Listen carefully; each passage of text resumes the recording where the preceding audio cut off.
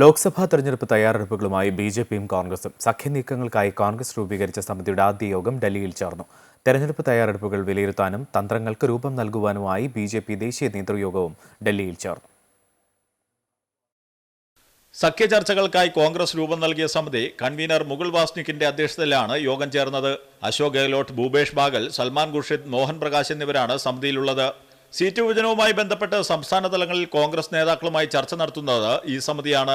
Seat വിഭജന ചർച്ചകൾക്ക് പ്രതിപക്ഷ സഖ്യം ഇന്ത്യയിലെ മറ്റു പാർട്ടികളെ ഉൾപ്പെടുത്തി പുതിയ സമിതി രൂപീകരിക്കാനും ആലോചനയുണ്ട്. കഴിഞ്ഞ ദിവസം പി ചിദംബരം ചെയർമാനായ 16-അംഗ പ്രകടന പത്രികാ സമിതിക്ക് കോൺഗ്രസ് രൂപം നൽകിയിരുന്നു.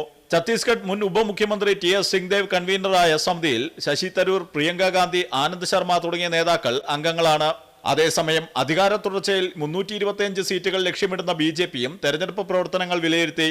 ബിജെപി ദേശീയ അധ്യക്ഷൻ ജെ.പി. നദ്ദയുടെ അധ്യക്ഷതയിൽ ചേർന്ന ദേശീയ നേതൃയോഗത്തിൽ സംസ്ഥാന അധ്യക്ഷന്മാരും മോർച്ചാ ഭാരവാഹികളും ഉൾപ്പെടെ പങ്കെടുത്തു.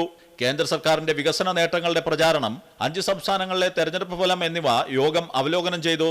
ദക്ഷിണേന്ത്യൻ സംസ്ഥാനങ്ങളിലടക്കം വൻ മുന്നേറ്റം ലക്ഷ്യമിട്ടുള്ള പ്രവർത്തനമാണ് ബിജെപിയുടേത്. അമൃത ന്യൂസ്, ന്യൂഡൽഹി.